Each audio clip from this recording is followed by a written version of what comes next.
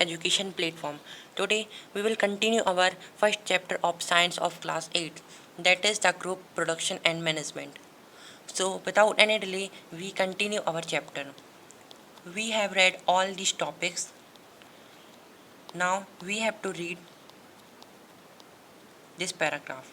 Differences between fertilizer and manure. Fertilizer and manure.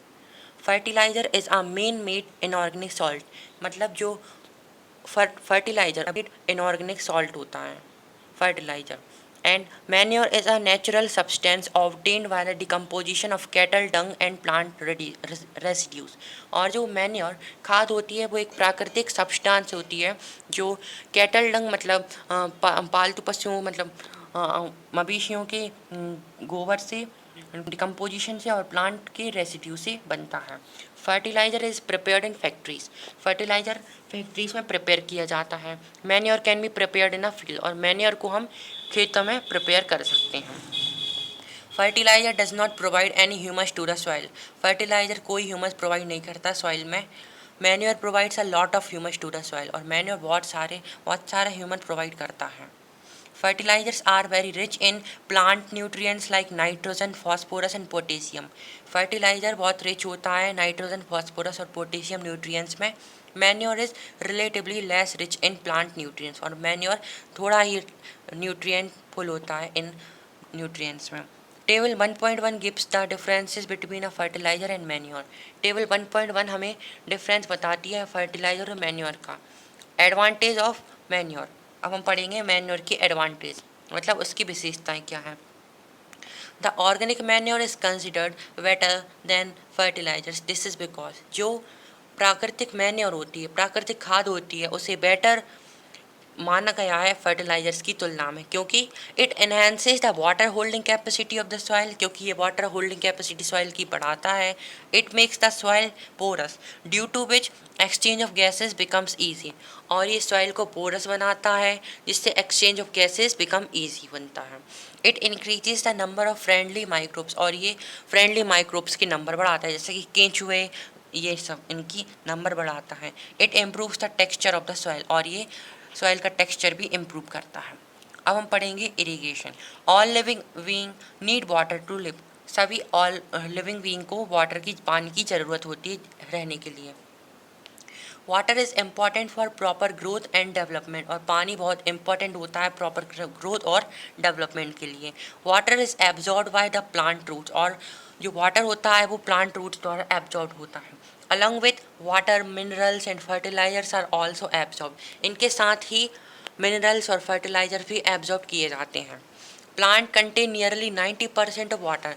Plant 90% water contain करता है. Water is essential because germination of seeds does not take place under dry condition. पानी जरूरी होता है, बहुत ज़रूरी होता है प्लांट की जर्मिनेशन मतलब उनके अंकुरित होने के लिए, क्योंकि सूखी कंडीशन में वो जर्मिनेट नहीं हो पाएंगे. Nutrients dissolve in water are transported to each part of the plant. जो न्यूट्रिएंट्स में वाटर होता है उसे ट्रांसपोर्ट किया जाता है प्लांट के हर पार्ट में. Water also protect the crop from both frost and hot air currents. और जो पानी क्रॉप को प्रोटेक्ट करता है फ्रॉस्ट और हॉट एयर करेंट्स दोनों से. To maintain the moisture of the soil for healthy crop growth fields have to be water regularly. Moisture को मेंटेन करने के लिए और हेल्दी क्रॉप रखने के लिए, अच्छी ग्रोथ के लिए फील्ड को रेगुलर वाटर करना पड़ेगा, मतलब सिंचाई करनी पड़ेगी. The supply of water to crops at regular intervals is called irrigation. ये डेफिनेशन है इरीगेशन की, मतलब सप्लाई ऑफ वाटर, वाटर की सप्लाई, फसल में वाटर की सप्लाई एक रेगुलर इंटरवल पे, उसे हम इरीगेशन, उसे हम सिंचाई कहते हैं. The time and frequency of irrigation varies from crop to crop, soil to soil and season to season. जो टाइम और फ्रीक्वेंसी होती है इरीगेशन की वो crop to crop, soil to soil और सीजन टू सीजन अलग अलग होती है.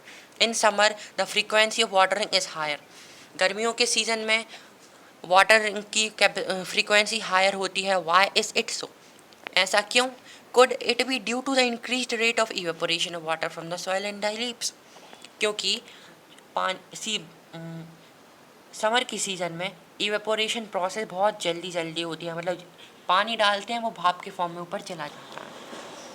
बूझो कहता है, I am very careful this year about watering the plants, last summer my plants dried up and died. वो बहुत इस साल केयरफुल है वाटरिंग द प्लांट्स, मतलब पानी की सिंचाई में, क्योंकि लास्ट ईयर उसने जो पौधे उगाए थे वो तो मर गए थे।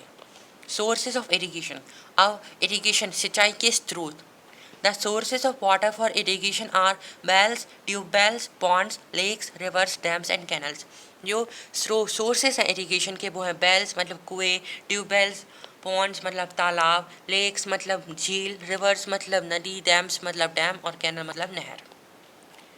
You can see in this image, this is a mode. Traditional methods of irrigation. The water available in wells, lakes and canals is lifted up by different methods in different regions for taking it to the fields. मतलब जो कुओं में water available होता है, lake में available होता है, canals में अवेलेबल होता है, उसे बहुत सारे मेथड से ऊपर खींचा जाता है डिफरेंट रीजन में for taking to the fields, पानी खेतों तक ले जाने के लिए। कैटल और human labour is used in these methods. Cattle और ह्यूमन लेबर मतलब मजदूर यूज किए जाते हैं इन मेथड में। So these methods are cheaper but less efficient. इसलिए ये मेथड चीपर मतलब सस्ते होते हैं लेकिन बहुत कम एफिशिएंट होते हैं। The various traditional ways are, बहुत सारे ट्रेडिशनल वेज हैं। मॉट पुली सिस्टम कहते हैं जिसे हम, चेन पंप, ये मोट का डायग्राम है, फिगर है मोट का, ये चेन पंप है, ये ढेकली है एंड ये राहट है, ढेकली एंड राहट lever system, figure 1.4 A D. Pumps are commonly used for lifting water, pumps lifting water के लिए यूज होते हैं। Diesel, biogas, electricity and solar energy is used to run these pumps. Diesel, biogas और electricity और solar energy use की जाती है इन पंपों को चलाने के लिए। अब हम पढ़ेंगे मॉडर्न मेथड ऑफ इरिगेशन, मतलब आज के ज़माने के सिंचाई के सोर्सेस क्या हैं। Modern methods of irrigation help us to use water economically. जो मॉडर्न मेथड्स हैं इरिगेशन के बहुत इकोनॉमिकली हेल्पफुल हैं अपने लिए। The main methods used are as follow, जो मेन मुख्य मेथड्स हैं जो आजकल यूज होते हैं वो दिए गए हैं। फर्स्ट है sprinkler system. This system is more useful on the uneven land where sufficient water is not available. The perpendicular pipes having rotating nozzles on top are joined to the main pipeline at regular intervals। ये system बहुत useful है उस जगह पे जहाँ sufficient water available नहीं है। Perpendicular pipes को जिसमें रोटेटिंग नोजल्स ऊपर लगा के ज्वाइन किया जाता है मेन पाइपलाइन से हर इंटरवल पे, रेगुलर इंटरवल पे। When water is allowed to flow through the main pipe under pressure with the help of a pump, it escapes from the rotating nozzles। जब भी हम मेन पाइपलाइन से water को allow करते हैं, मतलब पानी को चालू करते हैं प्रेशर के साथ पंप की हेल्प से, रोटेटिंग नोजल से निकलता हुआ जाता है। It gets sprinkled on the crop as if it is raining, और ये स्प्रिंकल्ड होता है क्रॉप पे जैसे कि रेनिंग मतलब बरसात हो रही हो। Sprinkler is very useful for lawns, coffee plantation and several other crops. Sprinkler बहुत यूज़फुल होता है लॉन्स के लिए, कॉफ़ी प्लांटेशन मतलब कॉफ़ी के पौधा उत्पादन के लिए और बहुत सारी क्रॉप्स के लिए। फिर है drip system. In this system the water falls drop by drop directly near the roots. इन सिस्टम में जो पानी होता है वो बूंद बूंद करके रूट्स के पास मतलब जड़ों के पास जाता है। So it is called drip system, इसलिए हम इसको ड्रिप सिस्टम कहते हैं। It is the best technique for watering fruit plants, gardens and trees. ये बहुत अच्छी टेक्निक है फॉर वाटरिंग फ्रूट प्लांट्स के लिए, गार्डन्स और ट्रीज के लिए। Water is not wasted at all, और पानी इसमें बर्बाद नहीं होता। It is a boon in regions where availability of water is poor, और ये वरदान के रूप में है उन जगहों पे, उन क्षेत्रों में जहाँ पानी की बहुत ही कमी है। ये डायग्राम है ड्रिप सिस्टम का, यू कैन सी। यहाँ ये वेल है, इसमें पानी रहता है और ये पाइपलाइन के द्वारा ये ड्रॉप बाय ड्रॉप रूट्स के पास जाता है। फिर है 1.7 प्रोटेक्शन फ्रॉम बीट्स, मतलब खरपतवारों से सुरक्षा। Buju and Pahili went to a nearby beet field and saw that there were some other plants in the field growing along with beet plants। बूझू और पहेली पास के गेहूं के खेत में गए और उन्होंने देखा कि कुछ पौधे गेहूं के पौधों के साथ अपने आप ऑटोमेटिक उग रहे हैं। Have these other plants been planted purposely, क्या ये पौधे किसी मकसद के लिए उगाए हैं? In a field, many other undesirable plants may grow naturally along with the crop. These undesirable plants are called weeds. खेत में ना चाहते हुए भी कुछ पौधे उग जाते हैं प्राकृतिक रूप से, मतलब नेचुरली, जिसे हम बीट्स कहते हैं। ये डेफिनेशन है बीट्स की, एक आंसर है, ये क्वेश्चन है ऐसा, these undesirable plants are called weeds, मतलब क्वेश्चन है व्हाट आर बीट्स, इसका आंसर हो सकता है in a field many other undesirable plants में grow naturally along with the crop, these undesirable plants are called weeds. The removal of weeds is called weeding, और जो beads को remove करने की प्रोसेस है उसे हम बीडिंग कहते हैं। Weeding is necessary since weeds complete with the crop plants water nutrient space and light. बहुत ज़रूरी है बीड्स को रिमूव करने के लिए, क्योंकि ये कंपटीशन करते हैं क्रॉप्स के साथ, मतलब उनकी जो वाटर न्यूट्रिएंट्स और स्पेस और लाइट होती है आदि आदि वो ले लेती हैं। Thus they affect the growth of the crop, और ये अफेक्ट करते हैं क्रॉप की ग्रोथ को। Some weeds interfere even in harvesting and may be poisonous for animals and human beings. कुछ बीट्स इंटरफेयर करते हैं हार्वेस्टिंग और बहुत पॉइजनस होते हैं एनिमल्स और ह्यूमन बींग्स के लिए। Farmers adopt many ways to remove weeds and control their growth. Farmers बहुत सारी मेथड्स अडॉप्ट करते हैं इनको हटाने के लिए और इनकी ग्रोथ को कंट्रोल में रखने के लिए। Tilling before sowing of crops help in uprooting and killing of weeds which may then dry up and get mixed with the soil.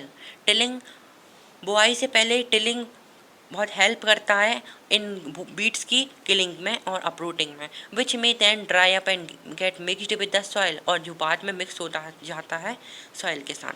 The best time for the removal of weeds is before they produce flowers and seeds.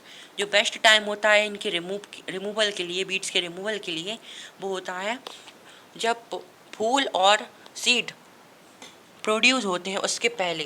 The manual removal include physical removal of weeds by uprooting और cutting them close to the ground from to time. जो manual removal होता है वो होता है कि हम उसे अपरूटिंग, हाथ से ही उखाड़ें या काट दें ग्राउंड में से time to time. This is done by the help of a khurpi, ये खुरपी की हेल्प से किया जाता है। A seed drill is also used to uproot weeds, और सीड ड्रिल जिससे हम बीज बोते हैं वो भी इसमें हेल्प करता है। Weeds are also control by using certain chemicals called weedicides like 2,4-D, और ये कुछ केमिकल द्वारा भी कंट्रोल में किया जाता है जिसे हम बीडिसाइड्स कहते हैं। इनका एग्जाम्पल है 2,4-D। These are spread in the field to kill the weeds, इन्हें हम स्प्रे करते हैं फील्ड में, खेत में, बीड्स को किल करने के लिए। They do not damage the crop, और ये क्रॉप को डैमेज नहीं करते हैं। The weedicides are diluted with water to extend require and spray in the field with sprayer. जो बीडिसाइड होते हैं उन्हें हम पानी के साथ मिलाते हैं और स्प्रेयर की हेल्प से खेत में स्प्रे करते हैं। फिर है do, this is a map of spring, you can see in this image a farmer is spraying weedicides. Okay, वो जो एक क्वेश्चन पूछता है, do weedicides have any effect on the person handling the weedicide sprayer? इसका answer हमें मिलेगा इसी paragraph में। As already mentioned, the weedicides are sprayed during the vegetative growth of beets before flowering and seed formation.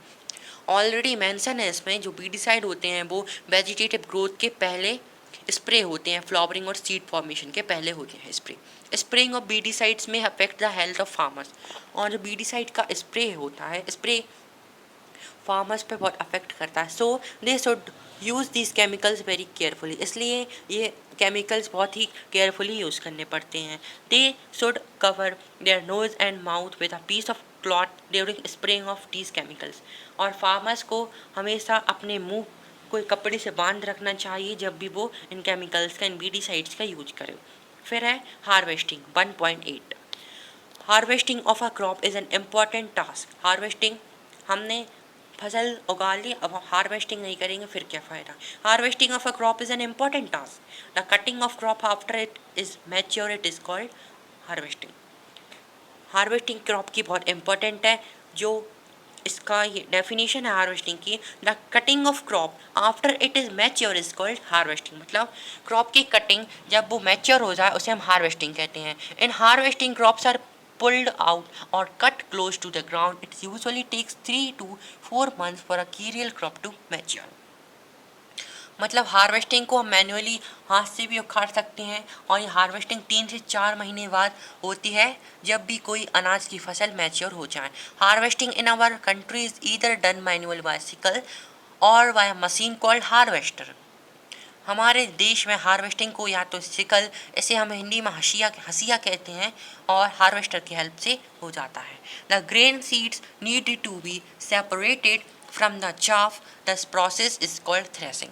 और जो grain seeds होते हैं मतलब दाने होते हैं, उसे हम चाफ मतलब भूसा में से अलग करना पड़ता है। इस प्रोसेस को हम थ्रेसिंग कहते हैं। This is carried out with the help of a machine called combine which is an in fact a harvester as well as a thresher.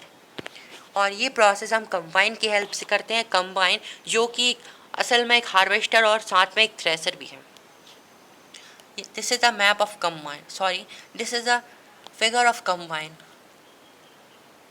Okay, after harvesting, sometimes stubs are left in the field which are burnt by farmers. Paheli is buried. She knows that it's cause pollution.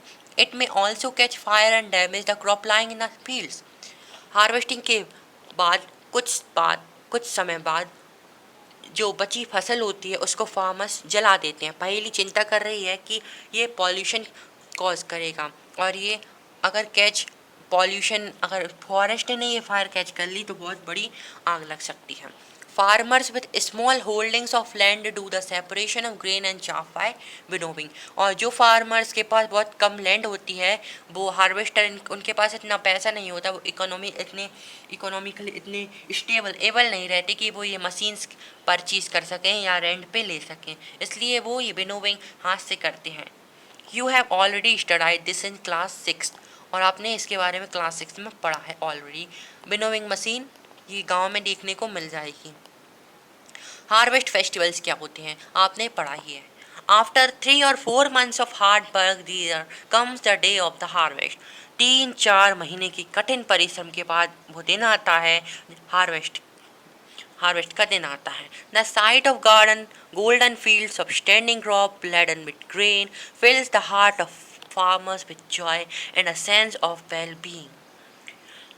Golden fields में फसल खड़ी नजर आती है। Laden with grains मतलब grain से भरी हुई। Fill the heart of farmers with joy, किसानों की दिल को जॉय में किसान भरते हुए एक सेंस वेलबींग का सेंस लाती है।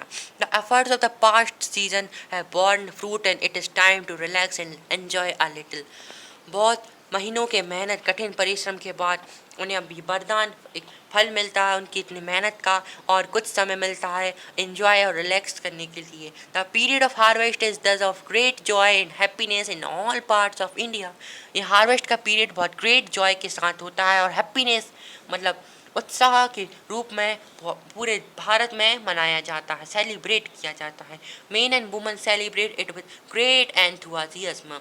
मेन और विमेन होते हैं वो सेलिब्रेट करते हैं इसको बहुत ही उत्साह से।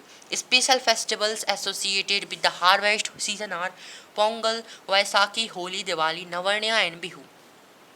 बहुत सारे स्पेशल फेस्टिवल्स एसोसिएटेड हैं इस हार्वेस्ट सीजन के साथ, जैसे कि पोंगल साउथ इंडिया में होता है, ये बैसाखी पंजाब, होली तो ऑल ओवर इंडिया में, दिवाली भी, और नवरण्या एंड बिहू असम साइड के हैं।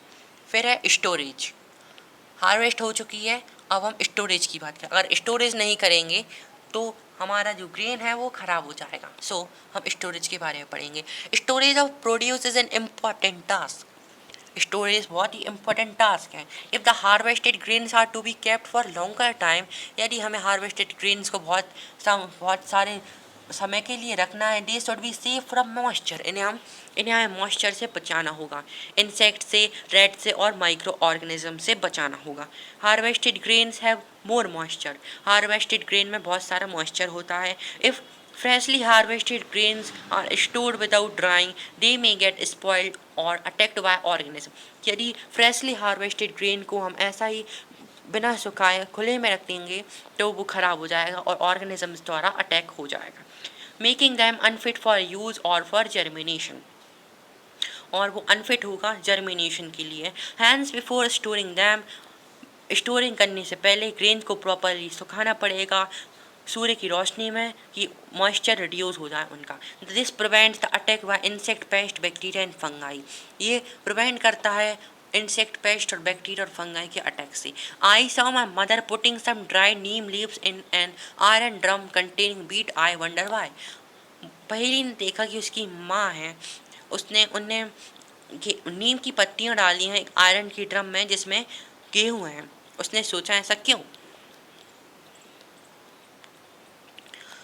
These are diagram of silos for storage of grains। ये सिलोज हैं बहुत भारी मात्रा में जिसमें अनाज रखा जाता है, इसे हम वेयर हाउसेस भी कहते हैं। ये डायग्राम है storage of grains in gunny bags in granaries. ये बोरों में रखा जाता है। Farmers store grains in jute bags और मेटेलिक बिन्स। फार्मर्स स्टोर करते हैं ग्रेन्स को जूट बैग्स और मेटेलिक बिन्स में। However large scale storage of grains is done in silos और granaries to protect them from pest like rats and insects.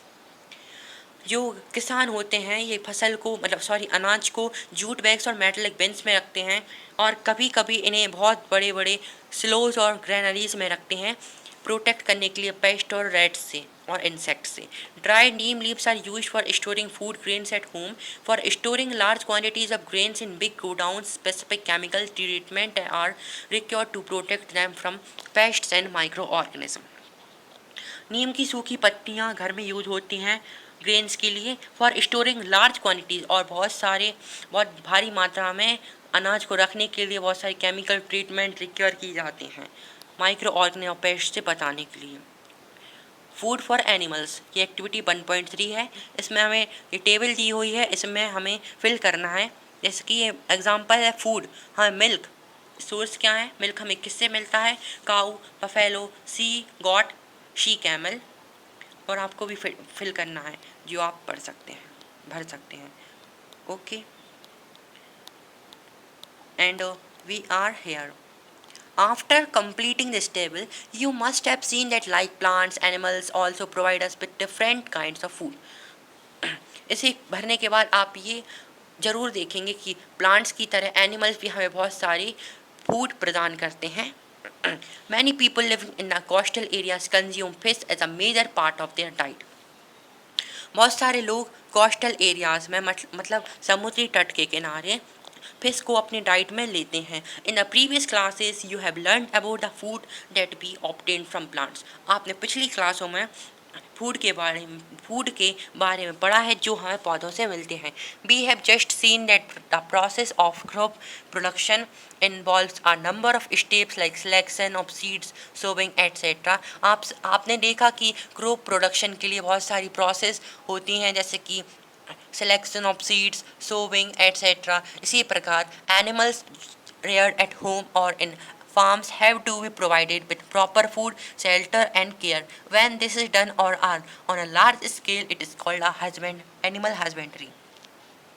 इसी तरह अगर हम एनिमल्स को घर में रेयर करते हैं और फार्म में रेयर करते हैं मतलब रखते हैं पालतू पशुओं को, हैव टू बी प्रोवाइडेड, उन्हें हम प्रॉपर फूड देना पड़ता है, शेल्टर देना पड़ता है, रहवास और अच्छी से उनकी देखभाल करना पड़ती है। When this is done on a large scale, जब बहुत बड़े स्केल पे जब होता है इसे हम एनिमल हस्बेंड्री कहते हैं।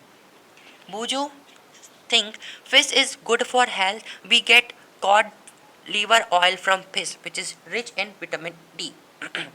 फिश बहुत अच्छा होता है हेल्थ के लिए, इससे हमें कॉड लीवर ऑयल मिलता है और जो विटामिन डी में बहुत रिच होता है।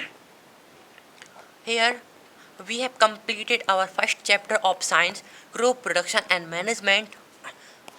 Subscribe our channel that is UCIO's education platform and we provide notes of this chapter in description box. Thank you. Like and share this video. Thank you so much.